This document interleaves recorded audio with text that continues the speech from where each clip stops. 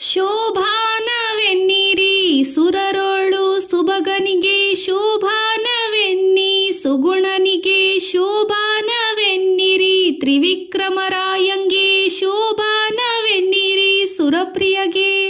ಹೇ ಶ್ರೀಹರಿಯೇ, ನೀನು ಸಗುಣ ನಿರ್ಗುಣನೂ ಹೌದು, ಸಕಲ ಕಲ್ಯಾಣ ಗುಣಪೂರ್ಣನೂ ಹೌದು, ದೇವದೇವನೂ ಹೌದು, ತ್ರಿವಿಕ್ರಮ ಸ್ವರೂಪಿಯೂ ಆಗಿರುವೆ. ನಿನ್ನನ್ನು ಸ್ತುತಿಸಿ ನಮಗೆ ಮಂಗಳವನ್ನುಂಟು ಮಾಡಲೆಂದು ಪ್ರಾರ್ಥಿಸಿದೆವು. ಹೀಗೆ ಮಂಗಳ ಪದವನ್ನು ಹಾಡಿ ಶ್ರೀ ವಾದಿರಾಜರು ಮುಂದುವರಿಯುತ್ತಿದ್ದಾರೆ. ಕಂದರ್ಪ ಕೋಟೆಗಳ ಗೆಲುವ ಸೌಂದರ್ಯದ ಚಂದವಾಗಿದ್ದ ಚಲುವನ ಇಂದಿರೆ ಕಂಡು ಇವನೇ ತನಗೆ ಪತಿಯೆಂದವನ ಬಳಿಗೆ ನಡೆದಳು. ಕಂದರ್ಪ ಕೋಟೆಗಳ ಗೆಲುವ ಸೌಂದರ್ಯವ ಮೀರುವ ಸೌಂದರ್ಯವನ್ನು ಹೊಂದಿರುವ ಮನೋಹರವಾದ ಸುಂದರನಾದ ಶ್ರೀಹರಿಯನ್ನು ನೋಡುತ್ತಾ ಇವನೇ ತನ್ನ ಪತಿಯೆಂದು ಗುರುತಿಸಿ ಅವನಿದ್ದ ಬಳಿಗೆ ತೆರಳಿದಳು. ಈ ತೆರೆದ ಸುರರ ಸುತ್ತ ಸುತ್ತ ಲಕ್ಷ್ಮಿ ಚಿತ್ತವ ಕೊಡದೆ ನಸುನಗುತ ಚಿತ್ತವ ಕೊಡದೆ ನಸುನಗುತ ಬಂದ ಪುರುಷೋತ್ತಮನ ಕಂಡು ನಮಿಸಿದಳು. ಹೀಗೆ ಬರುತ್ತಾ ಎರಡು ಕಡೆ ಸಾಲಾಗಿ ನಿಂತಿದ್ದ ದೇವತೆಗಳನ್ನು ಸುತ್ತಲೂ ನೋಡುತ್ತಾ ತನ್ನ ಮನಸ್ಸನ್ನು ಯಾರಿಗೂ ಕೊಡದೆ ಅಜಿತನ ಬಳಿಗೆ ಬಂದು ನಸುನಗುತ್ತಾ ಶ್ರೀಹರಿಯನ್ನು ನೋಡಿ ಅವನಿಗೆ ನಮಸ್ಕರಿಸಿದಳು. ನಾನಾ ಕುಸುಮಗಳಿಂದ ಮಾಡಿದ ಮಾಲೆಯ ಶ್ರೀನಾರಿ ತನ್ನ ಕರದಲ್ಲಿ ಪಿನಕಂದರದ ತ್ರಿವಿಕ್ರಮರಾಯನ ಕೊರಳಿನ ಮೇಲಿಟ್ಟು ನಮಿಸಿದಳು. ವಿವಿಧ ಸುರಲೋಕ ಪುಷ್ಪಗಳಿಂದ ಸಿದ್ಧಪಡಿಸಿದ ಹೂಮಾಲೆಯನ್ನು ಶ್ರೀ ಮಹಾಲಕ್ಷ್ಮಿ ತನ್ನ ಮಂಗಳಕರವಾದ ಕೋಮಲ ಕರಗಳಲ್ಲಿ ಹಿಡಿದು ಸುಂದರವಾದ ಪುಷ್ಟವಾದ ಕುತ್ತಿಗೆ ಹೊಂದಿರುವ ಲೋಕಸುಂದರನಾದ ತ್ರಿವಿಕ್ರಮರಾಯನ ಕೊರಳಿಗೆ ತೊಡಿಸಿ ನಮಸ್ಕರಿಸಿದಳು. ಉಟ್ಟ ಪೋಂಬಟ್ಟೆಯ ತೊಟ್ಟ ಭರಣಂಗಳು ಇಟ್ಟ ನವರತ್ನದ ಮುಕುಟವು ದುಷ್ಟ ಮರ್ದನನೆಂಬ ಕಡೆಯ ಪೆಂಡೆಗಳು ಒಟ್ಟಿದ ಹರಿಗೆ ವಧುವಾದಳು. ಶ್ರೀಹರಿಯು ಜರತಾರಿ ಪಿತಾಂಬರ ನವರತ್ನದ ಕಿರೀಟಗಳಿಂದ ಶೋಭಿತನಾಗಿದ್ದನು. ದುಷ್ಟರನ್ನು ಸಂಹರಿಸಿ ಸಜ್ಜನರನ್ನು ಸಲುಹಲು ಭಾರವನ್ನು ಹೊತ್ತಿದ ಪುರುಷೋತ್ತಮನಿಗೆ ಮಣಿದು ಶ್ರೀದೇವಿಯು ವಧುವಾದಳು. ಕೊಂಬು ಚಂಬಕ ಕಹಳಿ ತಾಳಿ ಮದ್ದಾಳಿಗಳು ತಂಬಟ್ಟೆ ಭೀರಿ ಪಟಹಗಳು ಭೋಂ ಭೋಂ ಎಂಬ ಶಂಖಡೊಳ್ಳು ಮೌರಿಗಳು ಅಂಬುದಿಯ ಮಸಲೆಯಲ್ಲೆಸೆದವು. ಕೊಂಬು ಚೊಂಬು ರಹಳೆಗಳು ತಾಳ ಮದ್ದಲೆಗಳು ತಂಬಟ್ಟೆ ಭೇರಿ ಪಟಹಗಳು ಭೋಂ ಭೋಂ ಎಂಬ ಶಬ್ದ ಮಾಡುವ ವಾದ್ಯಗಳು ಸಮುದ್ರರಾಜನ ಮನೆಯಲ್ಲಿ ಉತ್ಸಾಹದಿಂದ ಮೊಳಗಿದವು. ಅಗ್ರ್ಯ ಪಾದ್ಯಾಚಮನ ಮೊದಲಾದ ಷೋಡಶಾನಂಗ್ರ್ಯ ಪೂಜಾ ಇತ್ತ ನಳಿಯಗೆ ಒಗ್ಗಿದ ಮನದಿಂದ ಧಾರೇರಿದನು ಸಿಂಧು ಸದ್ಗತಿ ಇತ್ತು ಸಲಹೆಂದ.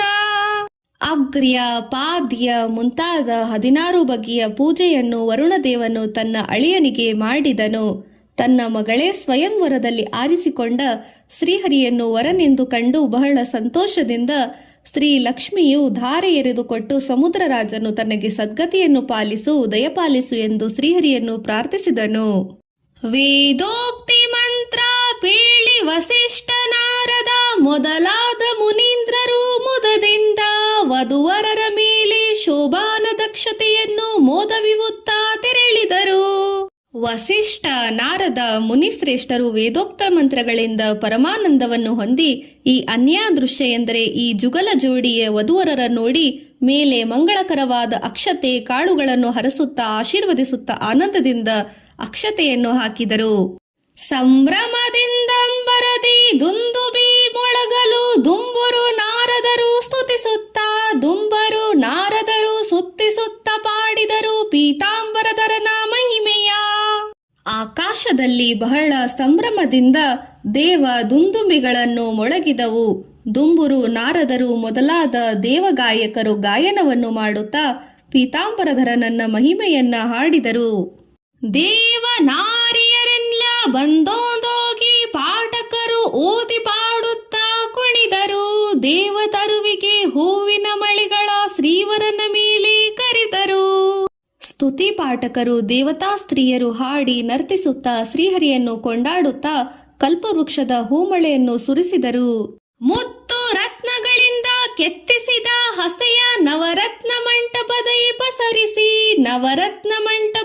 ಪಸರಿಸಿ ಕೃಷ್ಣನ ಮುತ್ತೈದೆಯರೆಲ್ಲ ಕರೆದರು. ಲಕ್ಷ್ಮೀನಾರಾಯಣರನ್ನು ಮುತ್ತೈದೆಯರು ದಿವ್ಯ ರತ್ನ ಖಚಿತ ಹಸೆ ಮಂಟಪಕ್ಕೆ ಬರುವಂತೆ ಆದರದಿಂದ ಆಹ್ವಾನಿಸಿದರು. ಶೇಷ ಶಯನನೇ ಬಾ ದೋಷ ದೂರನೇ ಬಾ ಭಾಸುರ ಕಾಯ ಹರಿಯೇ ಬಾ ಭಾಸುರ ಕಾಯ ಹರಿಯೇ ಬಾ ಶ್ರೀಕೃಷ್ಣ ವಿಲಾಸ ದಿಂದೆಮೆ ಹಸೆಗೆ ಬಾ. ಅನಂತ ಪದ್ಮನಾಭನೇ, ದೋಷರಹಿತನೇ, ದಿವ್ಯವಾದ ಕಾಂತಿಯುಳ್ಳವನೇ, ಹರಿಯೇ ನೀ ಬೇಗನೆ ಬಾ, ಆನಂದವನ್ನು ಬೀರುತ್ತಾ ಬಾ. ನಾವು ಸಿದ್ಧಗೊಳಿಸುವ ಹಸೆಯ ಮಂಟಪಕ್ಕೆ ಪೀಠಪಕ್ಕೆ ಬಾ, ಬೇಗ ಬಾ. ಕುಂಚಲೋಚನನೇ ಬಾ, ಮಂಜುಳ ಮೂರ್ತಿಯೇ ಬಾ, ಕುಂಜರ ವರದಾಯಕನೇ ಬಾ, ಕುಂಜರ ವರದಾಯಕನೇ ಬಾ, ಶ್ರೀಕೃಷ್ಣ ನಿರಂಜನ ನಮ್ಮ ಹಸೆಗೆ ಬಾ. ಹೇ ಕಮಲ ನಯನನೇ ಬಾ, ಮನೋಹರ ಮೂರ್ತಿಯೇ ಬಾ, ಗಜೇಂದ್ರ ವಂದ್ಯನೇ ಬಾ, ಶ್ರೀಕೃಷ್ಣನೇ ದೋಷರಹಿತನೇ ನಮ್ಮ ಹಸೆಯ ಮಂಟಪಕ್ಕೆ ಬಾರಪ್ಪ. ಆದಿ ಕಾಲದಲ್ಲಿ ಆಲದೆಲೆಯ ಮೇಲೆ ಶ್ರೀದೇವಿಯರೊಡನೆ ಪವಡಿಸಿದ ಶ್ರೀಕೃಷ್ಣ ಮೋದದಿಂದೊಮ್ಮೆ ಹಸೆಗೆ ಬಾ. ಬ್ರಹ್ಮಾಂಡದ ಸೃಷ್ಟಿಗೆ ಮೊದಲು ಆಲದೆಲೆಯ ಮೇಲೆ ಜೊತೆಯಲ್ಲಿ ಉದಕ, ವಾಯು, ಆಲದೆಲೆ ಮೊದಲಾದ ರೂಪಗಳಲ್ಲಿ ಶ್ರೀಹರಿಯೊಡನೆ ಲಕ್ಷ್ಮೀದೇವಿ ಇರುತ್ತಾಳೆ. ಆ ಪ್ರಳಯ ಕಾಲದಲ್ಲಿ ಆಕೆಯನ್ನು ಬಿಟ್ಟು ಬೇರಾವ ವಸ್ತು ಇರುವುದಿಲ್ಲ. ಅಂತಹ ಶ್ರೀಕೃಷ್ಣನೇ ಸಂತಸದಿಂದ ನಮ್ಮೆಡೆಗೆ ಬಾ. ಆದಿ ಕಾರಣನಾಗಿ ಆಗ ಮಲಗಿದ್ದು ಮೋದ ಜೀವರ ತನ್ನ ಉದರದಲ್ಲಿ ಇಟ್ಟ ಆನಾದಿ ಮೂರುತಿಯೇ ಹಸಗಿ ಬಾ. ಪರಬ್ರಹ್ಮ ಪರಮಾತ್ಮನು ಸೃಷ್ಟಿ ಬ್ರಹ್ಮಾಂಡದ ಮೊದಲಾದ ಎಲ್ಲದಕ್ಕೂ ಮೂಲ ಕಾರಣನು. ಅವನು ಆ ಪ್ರಳಯ ಕಾಲದಲ್ಲಿ ಎಲ್ಲವನ್ನು ಒಂದೆಡೆ ಇಟ್ಟು ಮೋದ ಜೀವರನ್ನು, ಅಂದರೆ ಸೃಜ್ಯ ಅಸೃಜ್ಯ, ಸೃಷ್ಟಿ ಅಸೃಷ್ಟಿ, ಮುಕ್ತರೆಂಬ ತ್ರಿವಿಧವಾದ ಜೀವ ಸಮೂಹಗಳನ್ನು ತನ್ನ ಹೊಟ್ಟೆಯಲ್ಲಿ ಜೋಡಿಸಿಟ್ಟುಕೊಂಡು ಪೂರ್ಣಾನಂದ ಸ್ವರೂಪನಿಗೆ ಮಲಗಿದ್ದ ಶ್ರೀಹರಿಯೇ, ಅನಾದಿ ಮೂರ್ತಿಯೇ ಹಸೆಗೆ ಬಾ. ಸದಾನಂದ ಚಿನ್ಮಯವೇ ನೀಪ ನಿಮ್ಮ ಮನೆಗಳಲ್ಲಿ ಜ್ಯೋತಿರ್ಮಯವಾದ ಪದ್ಮದಲ್ಲಿ ರಮೆಯರೊಡಗೂಡಿ ರಮಿಸುವ ಶ್ರೀಕೃಷ್ಣ ನಮ್ಮ ಮನೆಯ ಹಸೆಗೆ ಬಾ. ಅನಂತಾಸನ, ಶ್ವೇತದ್ವೀಪ ಮತ್ತು ವೈಕುಂಠಗಳೆಂಬ ನಿನ್ನ ಮನೆಗಳಲ್ಲಿ ಜ್ಯೋತಿ ರೂಪದಂತಿರುವ ಅರಳಿದ ಕಮಲದಲ್ಲಿ, ಹೃತ್ಕಮಲದಲ್ಲಿ, ಲಕ್ಷ್ಮೀ ಸ್ವರೂಪದಲ್ಲಿ ರೂಪದಿಂದ ಕೂಡಿ ವಿಹರಿಸುವ ಅಪ್ರಾಕೃತಿಕ ರೂಪನೆಂದು ಪ್ರಸಿದ್ಧನಾಗಿರುವ ಶ್ರೀಕೃಷ್ಣನೇ, ನಾವು ನಿನಗಾಗಿ ಸಿದ್ಧಪಡಿಸಿರುವ ಈ ಮಂಟಪದ ಪೀಠಿಕೆಗೆ ದಯಮಾಡಿ ಬಾ. ನಾನಾವತಾರದಲ್ಲಿ ನಂಬಿದ್ದ ಸುರರಿಗೆ ಆನಂದವಿವಾ ಕರುಣಿ ಬಾ, ಆನಂದವಿವಾ ಕರುಣಿ ಬಾ. ಶ್ರೀಕೃಷ್ಣ ಶ್ರೀನಾರಿಯರೊಡನೆ ಹಸಿಗೇಳು. ಹೇ ಶ್ರೀಹರಿಯೇ, ನಿನ್ನ ವಿವಿಧವಾದ ಅವತಾರಗಳಿಂದ ನಿನ್ನನ್ನೇ ನಂಬಿಕೊಂಡಿರುವ ದೇವತೆಗಳಿಗೆ ಪರಿಪರಿಯಾಗಿ ದುಃಖಗಳನ್ನು ಪರಿಹರಿಸಿ ಸುಖವನ್ನು ಕೊಡುವ ಕರುಣಾಪೂರ್ಣನೇ, ನಿನ್ನ ಧರ್ಮಪತ್ನಿಯಾದ ಲಕ್ಷ್ಮೀ ಸಮೇತನಾಗಿ ಎದ್ದು ಮಂಟಪಕ್ಕೆ ಪೀಠಪಕ್ಕೆ ಬಾ. ಬೊಮ್ಮಾನಾಲಯದಲ್ಲಿ ರನ್ನದ ಪೀಠದಿ ಕುಳಿತು ಒಮ್ಮನದಿ ನೇಹವ ಮಾಡುವ ನಿರ್ಮಲ ಪೂಜೆಯ ಕೈಗೊಂಬ ಶ್ರೀಕೃಷ್ಣನ ಪರಮ ಮೂರುತಿಯೇ ಹಸಿಗಿ ಬಾ. ಬ್ರಹ್ಮದೇವನ ಮನೆಯಲ್ಲಿ ರತ್ನದ ಪೀಠದಲ್ಲಿ ಕುಳಿತು ಒಂದೇ ಮನದಿಂದ ಭಕ್ತಿಯಿಂದ ಕಲುಷರಹಿತವಾದ ಬ್ರಹ್ಮದೇವನ ಪವಿತ್ರವಾದ ಸೇವೆಯನ್ನು ಸ್ವೀಕರಿಸುವ ಶ್ರೀಕೃಷ್ಣನೇ, ಶ್ರೇಷ್ಠ ಮೂರುತಿಯೇ ಹಸೆ ಮಂಟಪಕ್ಕೆ ಬಾ. ಮುಖ್ಯ ಪ್ರಾಣನ ಮನೆಯಲ್ಲಿ ಭಾರತೀ ದೇವಿಯಾಗ ಲಿಕ್ಕಿ ಬಡಿಸಿದ ರಸಾಯನವ ಸಕ್ಕರೆಗೂಡಿದ ಪಾಯಸ ಸವಿಯುವ ರಕ್ಕಸ ವೈರಿಯೇ ಹಸಿಗೆ ಬಾ. ಮುಖ್ಯ ಪ್ರಾಣದೇವರ ಮನೆಯಲ್ಲಿ ಅವರ ಪತ್ನಿಯರಾದ ಭಾರತೀ ದೇವಿಯರು ಭಕ್ತಿಯಿಂದ ಆಗಲೇ ಮಾಡಿ ಬಡಿಸಿದ ಸೀಕರಣೆಯನ್ನು, ಸಕ್ಕರೆ ಮಿಶ್ರಿತವಾದ ಪಾಯಸವನ್ನು ಸಂತೋಷದಿಂದ ಉಣ್ಣುವ ರಕ್ಕಸರನ್ನು ದಮನ ಮಾಡುವ ಅವರ ವೈರಿಯಾದ ಶ್ರೀಕೃಷ್ಣನೇ, ಹಸೆಯ ಮಂಟಪಕ್ಕೆ ದಯಮಾಡಿಸಿ ಬಾ. ರುದ್ರನ ಮನೆಯಲ್ಲಿ ರುದ್ರಾಣಿ ದೇವಿಯರು ಭದ್ರ ಮಂಟಪದಿ ಕುಳ್ಳಿರಿಸಿ ಸ್ವಾದಾನ್ನಂಗಳ ಬಡಿಸಲು ಕೈಗೊಂಡ ಮುದ್ದು ನರಸಿಂಹ ಹಸಿಗೆ ಬಾ. ರುದ್ರನ ಮನೆಯಲ್ಲಿ ಅನ್ನಪೂರ್ಣಾ ದೇವಿಯರು ನಿನ್ನನ್ನು ಮಣಿಮಯವಾದ ಭದ್ರಾಸನದಲ್ಲಿ ಕುಳ್ಳಿರಿಸಿ ನಾನಾ ವಿಧವಾದ ರುಚಿಕರವಾದ ಅಡುಗೆಗಳನ್ನು ಮಾಡಿ ಬಡಿಸಲು ಅವನ್ನೆಲ್ಲ ಸ್ವೀಕರಿಸುವ ಮುದ್ದು ನರಸಿಂಹನೇ, ಹಸೆ ಮಂಟಪಕ್ಕೆ ಬೇಗ ಬಾ. ಗರುಡನ ಮೇಲೇರಿ ಗಗನ ಮಾರ್ಗದಲ್ಲಿ ತರತರದೆ ಸ್ತುತಿಪ ಸುರ ಸ್ತ್ರೀಯರ ಮೆರೆವ ಗಂಧರ್ವರ ಗರುಡನ ಮೇಲೆ ಕುಳಿತು ಆಕಾಶದಲ್ಲಿ ಸಂಚರಿಸುತ್ತಾ ಮತ್ತು ನಾನಾ ವಿಧವಾಗಿ ಸ್ತುತಿಸುವ ದೇವತಾ ಸ್ತ್ರೀಯರ ಮತ್ತು ಗಂಧರ್ವರ ಗಾಯನವನ್ನು ಕೇಳಿ ಮುದಗೊಳ್ಳುವ ನರಹರಿಯೇ, ನಮ್ಮ ಹಸೆ ಮಂಟಪಕ್ಕೆ ಬೇಗನೆ ಬಾರಯ್ಯ. ನಿಮ್ಮಣ್ಣನ ಮನೆಯ ಸುಧರ್ಮ ಸಭೆಯಲ್ಲಿ ಉಮೇಯರಸ ನಮಿಸಿದ ಧರ್ಮರಕ್ಷಕ ಕನೇನಿಪ್ಪ ಕೃಷ್ಣ ಕೃಪೆಯಿಂದ ಪರಮಮೂರ್ತಿ ಹಸಿಗೆ ಬಾ. ಇಂದ್ರನ ಸುಧರ್ಮವೆಂಬ ಸಭಾಮಂಟಪದಲ್ಲಿ ಕುಳಿತಿರುವಾಗ ರುದ್ರಾದಿ ದೇವತೆಗಳಿಂದ ವಂದಿತನಾಗಿರುವೆ. ನೀನು ಧರ್ಮರಕ್ಷಕನೆಂದು ಪ್ರಸಿದ್ಧನಾಗಿರುವೆ. ಇಂತಹ ಶ್ರೀಕೃಷ್ಣನೇ, ಸಚ್ಚಿದಾನಂದ ಮೂರುತಿಯೇ, ಕರುಣೆಯಿಂದ ವಧುವರರ ಮಂಟಪಕ್ಕೆ ಪೀಠಕ್ಕೆ ದಯಮಾಡಿಸಿ ಬಾ. ಇಂದ್ರನ ಮನೆಗೋಗಿ ಅತಿಥಿಗೆ ಕುಂಡಲವಿತ್ತು ಅಂದದ ಪೂಜೆಯ ಕೈಗೊಂಡು ಸುರ ಇರುವೆ ಇಂದಿರೆಗಿತ್ತ ಹರಿಯೇ ಬಾ. ಅಸುರರನ್ನು ಸದೆ ಬಡೆದು ಅವರಲ್ಲಿದ್ದ ಅತಿಥಿಯ ಕರ್ಣಕುಂಡಲವನ್ನು ತೆಗೆದು ಹಿಂತಿರುಗಿದ ಸತ್ಯಭಾಮಾ ಸ್ವರೂಪಳಾದ ಶ್ರೀ ಲಕುಮಿಗೆ ಪಾರಿಜಾತ ಪುಷ್ಪವ ತಂದಿದ್ದ ಇಂದಿರಾರಮಣನಿಗೆ ಶ್ರೀಕೃಷ್ಣನಿಗೆ ಈ ಮಂಟಪದ ಪೀಠಪಕ್ಕೆ ಬೇಗನೆ ಬಾ. ನಿಮ್ಮ ನೆನೆವ ಮುನಿ ಹೃದಯದಲ್ಲಿ ನೆಲೆಸಿದ ಧರ್ಮರಕ್ಷಕ ನೆನೆಸುವ ಸಮ್ಮತವಾಗಿದ್ದ ಪೂಜೆಯ ಕೈಗೊಂಡ ನಿಸ್ಸಿಂಹ ಮಹಿಮಾ ಹಸಿಗೆ ಬಾ. ಹೇ ಶ್ರೀಹರಿಯೇ, ನಿನ್ನನ್ನೇ ಸರ್ವಾತ್ಮನ ನೆನೆಯುತ್ತಾ ಧ್ಯಾನಿಸುವ ಮುನಿಗಳ ಹೃದಯದಲ್ಲಿ ಮಂಟಪದಲ್ಲಿ ನೆಲೆಸಿ ಸನಾತನ ಧರ್ಮವನ್ನು ಸಂರಕ್ಷಿಸಲು ಅವತರಿಸಿ ಬರುವ ಮುನಿಗಳನ್ನು ಮಾಡುವ ಶಾಸ್ತ್ರೋಕ್ತವಾದ ಪೂಜೆಯಿಂದ ಒಲಿಯುವ ಅಂತ್ಯವಿಲ್ಲದ ಮಹಿಮಾಪೂರ್ಣನಾದ ನೀನು ನಮ್ಮ ಸೇವೆಯನ್ನು ಸ್ವೀಕರಿಸಲು ಹಸೆಗೆ ಮಂಟಪಕ್ಕೆ ಬಾ.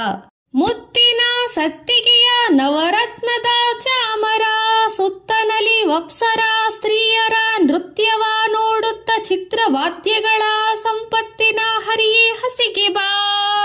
ಮುತ್ತಿನ ಝಲ್ಲರಿಗಳಿಂದ ಅಲಂಕೃತಗೊಂಡ ಛತ್ರಿಯನ್ನು ಹಿಡಿದು ನವರತ್ನದ ಹಿಡಿಯುಳ್ಳ ಚಾಮರಗಳಿಂದ ಸೇವಿತನಾಗಿದ್ದು ಸುತ್ತಲೂ ನಲಿದಾಡುತ್ತಾ ದೇವತಾ ಸ್ತ್ರೀಯರ ನೃತ್ಯವನ್ನು ನೋಡುತ್ತಾ ವಿಚಿತ್ರವಾದ ವಾದ್ಯಗಳ ಸಂಪತ್ತಿನ ಹರಿಯೇ ಮಂಟಪಕ್ಕೆ ಬಾ. ಎನ್ನಲು ನಗುತ್ತ ಬಂದು ಹಸೆಯ ಮೇಲೆ ವನಿತೆ ಲಕುಮಿಯೊಡಗೂಡಿ ಅನಂತ ವೈಭವದಿ ಕುಳಿತ ಕೃಷ್ಣನ 4 ದಿನದುತ್ಸವವ ನಡೆಸಿದರು. ಹೀಗೆ ಸುಮಂಗಲಿಯರು ಮುತ್ತೈದೆಯರು ಕರೆದಾಗ ಶ್ರೀಕೃಷ್ಣ ತನ್ನ ಮಡದಿಯಾದ ಶ್ರೀ ಮಹಾಲಕ್ಷ್ಮೀ ದೇವಿಯ ಜೊತೆಯಲ್ಲಿ ಬಂದು ಅನಂತ ವೈಭವಯುಕ್ತನಾಗಿ ಹಸೆ ಮಂಟಪಕ್ಕೆ ಮೇಲೆ ಕುಳಿತುಕೊಂಡನು. ದೇವತೆಗಳು ಆತನಿಗೆ ಸಂತಸದಿಂದ ಸತತವಾಗಿ 4 ದಿನಗಳ ಕಾಲ ಇದೇ ರೀತಿಯಾಗಿ ಉತ್ಸವವನ್ನು ನಡೆಸಿದರು. ಅತ್ತೇರೇ ನೀಪ ಗಂಗೆ ಯಮುನೆ ಸರಸ್ವತಿ ಭಾರತಿ ಮೊದಲಾದ ಸುರಸ್ತ್ರೀಯರು ಮುತ್ತಿನಾಕ್ಷತೆಯನ್ನು ಶೋಭಾನವೆನುತಲಿ ತಮ್ಮ ಅರ್ತಿಯಳಿಯನಿಗೆ ತಳಿದರು. ಸಮುದ್ರ ರಾಜನಾದ ವರುಣನ ಮಗಳ ಸ್ಥಾನದಲ್ಲಿರುವುದರಿಂದ ಸರಸ್ವತಿ, ಭಾರತಿ ಮೊದಲಾದ ದೇವತಾ ಸ್ತ್ರೀಯರು ಲಕ್ಷ್ಮಿಗೆ ಅತ್ತೆಯರೆನಿಸಿಕೊಳ್ಳುತ್ತಾರೆ. ಅವರೆಲ್ಲರೂ ತುಂಬಾ ಪ್ರೀತಿಯಿಂದ ತಮ್ಮ ಮುದ್ದಿನ ಅಳಿಯನಿಗೆ ಮುದ್ದು ಬೆರೆಸಿದ ಮಂಗಳಾಕ್ಷತೆಯನ್ನು ತಲೆಯ ಮೇಲೆ ಹಾಕಿ ಆನಂದಿಸಿದರು. ರತ್ನದಾರತಿಗೆ ಸುತ್ತಮುತ್ತನೇ ತುಂಬಿ ಮುತ್ತೈದೆಯರೆಲ್ಲ ಧವಳದ ಪದುಮ ಬಾಡುತ್ತಾ ಲೆತ್ತಿದರೆ ಸಿರಿವರಿಗೆ. ರತ್ನ ಖಚಿತವಾದ ಸುತ್ತಲೂ ಮುತ್ತುಗಳನ್ನು ಜಡಿದ ಆರತಿ ತಟ್ಟೆಯನ್ನು ಹಿಡಿದುಕೊಂಡು ಮುತ್ತೈದೆ ಸುಮಂಗಲಿಯರು ಶುದ್ಧ ಮೂರುತಿಯಾದ ಪರಬ್ರಹ್ಮ ಪರಮಾತ್ಮನನ್ನು ಕೊಂಡಾಡುತ್ತಾ ಲಕ್ಷ್ಮೀಪತಿಗೆ ಆರತಿಯನ್ನು ಎತ್ತಿದರು. ಬೊಮ್ಮ ತನ್ನರಸಿ ಕೂಡಿ ಬಂದೆರಗಿದ ಉಮೆಯರಸ ನಮಿಸಿದ ಆಮರರೆಲ್ಲರೂ ಬಗೆ ಬಗೆ ಉಡುಗೊರೆಗಳ ರಮೆಯರಸಿಗೆ ಸಲ್ಲಿಸಿದರು. ಬ್ರಹ್ಮದೇವರು ತಮ್ಮ ಪತ್ನಿಯಾದ ಸರಸ್ವತಿ ದೇವಿಯರೊಂದಿಗೆ ಬಂದು ದಂಪತಿಗಳಿಗೆ ನಮಸ್ಕರಿಸಿದರು. ನಂತರ ಉಮೆಯೊಂದಿಗೆ ರುದ್ರದೇವರು ಬಂದು ನಮಸ್ಕರಿಸಿದರು. ದೇವತೆಗಳೆಲ್ಲರೂ ನಾನಾ ವಿಧವಾದ ಉಡುಗೊರೆಗಳು ತಂದು ಲಕ್ಷ್ಮೀಕಾಂತನಿಗೆ ಸಲ್ಲಿಸಿ ನಮಸ್ಕರಿಸಿದರು. ಸತ್ಯ ಲೋಕದ ಬೊಮ್ಮ ಕೌಸ್ತುಭ ರತ್ನವನ್ನಿತ್ತ ಮುಕ್ತಾಸುರರು ಮುದದಿಂದ ಮುತ್ತಿನ ಕಂಠೀಸರವ ಮುಖ್ಯ ಪ್ರಾಣವನಿತ್ತ ಮಸ್ತಕದ ಮಣಿಯ ಶಿವನಿತ್ತ. ಲಕ್ಷ್ಮೀಪತಿಯಾದ ಶ್ರೀಹರಿಗೆ ಸತ್ಯಲೋಕದ ಬ್ರಹ್ಮದೇವರು ಕೌಸ್ತುಭಮಣಿಯ ಮಾಲೆಯನ್ನಿತ್ತರಂತೆ. ಮುಕ್ತರಾದ ಸುರರು ಆನಂದವನ್ನು ಅನುಭವಿಸಿದರಂತೆ. ವಾಯುದೇವರು ಮುತ್ತಿನ ಕಂಠೀಸರವನ್ನು, ಶಿವನು ಕಿರೀಟದ ಮಣಿಯನ್ನು ನೀಡಿದನಂತೆ. ತನ್ನರಸಿ ಕೂಡಿ ಸವಿನುಡಿ ನುಡಿವಾಗ ವನದಲ್ಲಿದ್ದಗ್ನಿ ಕೆಡದಂತೆ ವಹಿನಿ ಪ್ರತಿಷ್ಠೆಯ ಮಾಡಿ ಅವನೊಳಗಿದ್ದ ತನ್ನಾಹುತಿ ದಿಬ್ಬಣ ಸುರರಿಗೆ. ತನ್ನ ಪತ್ನಿಯೊಂದಿಗೆ ಸವಿಮಾತುಗಳನ್ನಾಡುವಾಗ ತನ್ನ ಮುಖದಲ್ಲಿರುವ ಅಗ್ನಿಯು ಕೆಡದಂತೆ ತನಗೆ ಅರ್ಪಿತವಾದ ಹವಿಸ್ಸು ವಿವಾಹಕ್ಕೆ ಬಂದಿದ್ದ ದೇವತೆಗಳಿಗೆಲ್ಲ ಸಲ್ಲಬೇಕೆಂದು ತಾನೇ ಅಗ್ನಿಯಲ್ಲಿಟ್ಟುಕೊಂಡು ಅದು ಆರಿ ಹೋಗದಂತೆ ರಕ್ಷಿಸಿ ಪಾಕವನ್ನು ಸಿದ್ಧಗೊಳಿಸಿದನು. ಕೊಬ್ಬಿದ ಕಳರೊಡಿಸಿ ಅಮೃತಾನ್ನ ಊಟಕ್ಕೆ ಉಬ್ಬಿದ ಹರುಷದಿ ಉಣಿಸಲು ಉಬ್ಬಿದ ಹರುಷದಿ ಉಣಿಸಬೇಕೆಂದು ಸಿಂಧು ಸರ್ವರಿಗಡಿಗೆಯ ಮಾಡಿಸಿದ. ಕೊಬ್ಬಿ ಹೋಗಿದ್ದ ದೈತ್ಯರನ್ನು ದೂರ ಓಡಿಸಿ ಅಮೃತ ಸದೃಶ್ಯವಾದ ಭೋಜನವನ್ನು ಉತ್ಸಾಹದಿಂದ ವರುಣನು ಸರ್ವದೇವತೆಗಳಿಗೂ ಮಾಡಿಸಿದನು. ಇದರಿಂದ ದೇವತೆಗಳಿಗೆ ಅಮೃತಪಾನಕ್ಕೆ ಅವಕಾಶ ದೊರಕುವುದೆಂದು ಸಿಂಧೂರಾಜನು ಸರ್ವರಿಗೂ ಸಾಲಾಗಿ ಎಲೆಗಳನ್ನು ಹಾಕಿಸಿದನು.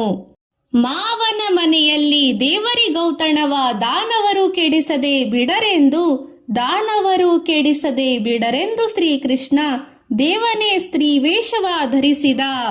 ಶ್ರೀಮನ್ನಾರಾಯಣನು ಧನ್ವಂತರಿಯು ತಂದ ಅಮೃತವನ್ನು ಸುರರಿಗೆ ಮಾತ್ರ ಕೊಡಬೇಕೆಂದು ಅಸುರರಿಗೆ ತನ್ನ ಮೋಹದಿಂದ ಅದು ದೊರೆಯದಂತೆ ಮಾಡಬೇಕೆಂಬ ಉದ್ದೇಶದಿಂದ ಯಾವ ರೀತಿಯಿಂದ ರಾಕ್ಷಸರನ್ನು ಶ್ರೀಹರಿಯು ಪವಡಿಸಿದ ಎಂದು ಇಲ್ಲಿ ಹೇಳಲಾಗಿದೆ.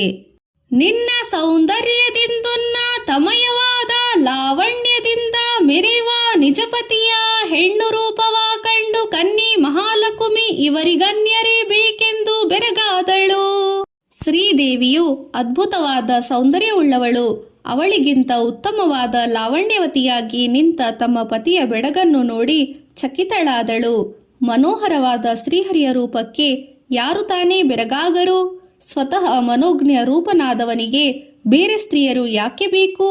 ಇವನನ್ನು ವರಿಸಲು ಯೋಗ್ಯತೆ ಇತರ ಸ್ತ್ರೀಯರಿಗೆ ಇಲ್ಲ. ಲಾವಣ್ಯಮಯವಾದ ಹರಿಯ ಸ್ತ್ರೀ ವೇಷಕ್ಕೆ ಭಾವುಕಿಯರೆಲ್ಲ ಮರುಳಾಗಿ ಮೂವರ ಸುದೆಯ ಕ್ರಮದಿಂದ ಬಡಿಸಿ ತನ್ನ ಸೇವಕ ಸುರಿಗೊಳಿಸಿದ. ಲಾವಣ್ಯಮಯನಾದ ಭಗವಂತನ ಮೋಹಿನಿ ರೂಪಕ್ಕೆ ವಿಲಾಸವತಿಯರಾದ ಸ್ತ್ರೀಯರು ಮರುಳಾಗಿ ನೋಡುತ್ತಿದ್ದರು. ಆಗ ಮೋಹಿನಿ ರೂಪದಿಂದ ಶ್ರೀಕೃಷ್ಣನು ತನ್ನ ಮಾವನು ಮಾಡಿಸಿದ ಅಮೃತದಂತೆ ರುಚಿಕರವಾದ ಭೋಜನ ಪದಾರ್ಥಗಳನ್ನು ಉಳಿದ ಹೆಂಗಸರೊಡನೆ ತಾನೂ ಸೇರಿಕೊಂಡು ಎಲ್ಲರಿಗೂ ಉಣಪಡಿಸಿದನಂತೆ.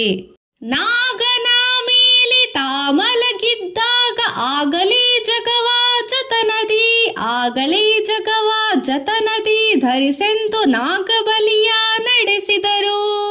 ದೇವತೆಗಳಲ್ಲಿ ಸರ್ವಶ್ರೇಷ್ಠನಾದವನಿಗೆ ಅಂದರೆ ಶ್ರೀಮನ್ನಾರಾಯಣನಿಗೆ ಮಾಡುವ ಪೂಜೆಯನ್ನೇ ನಾಗಬಲಿ ಎನ್ನುವರು. ಈ ಪೂಜೆಯಿಂದ ಶ್ರೀಹರಿಯು ಪ್ರಸನ್ನನಾಗಿ ನೂತನ ದಂಪತಿಗಳಿಗೆ ರಕ್ಷಕನಾಗಿರಲಿ ಎಂದು ಭಗವಂತನನ್ನು ಪ್ರಾರ್ಥಿಸುತ್ತಾರೆ.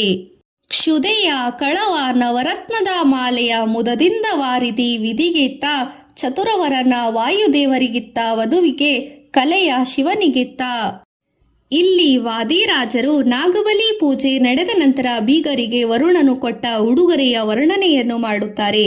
ಬ್ರಹ್ಮನಿಗೆ ನವರತ್ನ ಮಾಲೆಯನ್ನು, ಚದುರವಾದ ಹಾರವನ್ನು ವಾಯುದೇವನಿಗೆ, ಚಂದ್ರನ ಒಂದು ಕಲೆಯನ್ನು ಶಿವನಿಗೆ ಉಡುಗೊರೆಯಾಗಿ ನೀಡಿದನಂತೆ. ಶುಕ್ರ ಮೊದಲಾದ ದಿಕ್ಪಾಲಕರಿಗೆ ಸೊಕ್ಕಿದ ಚೌದಂತ ಗಜಂಗಗಳ ಉಕ್ಕಿದ ಮನದಿಂದ ಕೊಟ್ಟ ವರುಣದೇವನ ಮುದುಮಕ್ಕಳಾಯುವ ಬೆಳೆಸೆಂದ. ಇಂದ್ರಾದಿ ದಿಕ್ಪಾಲಕರಿಗೆ 4 ದಂತಗಳುಳ್ಳ ಮುದ್ದಾನೆಗಳನ್ನು ಉತ್ಸಾಹದಿಂದ ಉಬ್ಬಿ ಉಬ್ಬಿ ಕೊಂಡನಂತೆ. ನಂತರ ಅವರನ್ನು ವಧೂವರರ ದೀರ್ಘಾಯುವಂತರಾಗಿ ಬಾಳಿ ಎಂದು ಹರಸಿರೆಂದು ಬೇಡಿಕೊಂಡನಂತೆ. ಮತ್ತೆ ದೇವೇಂದ್ರ ಪಾರಿಜಾತವನಿತ್ತ, ಚಿತ್ತವ ಸೆಳೆವಪ್ಸರ ಸ್ತ್ರೀಯರ 10,000 ಕೊಟ್ಟ ವರುಣದೇವ ಹರಿಭಕ್ತಿಯ ಮನದಲ್ಲಿ ಬೆಳೆಸೆಂದ.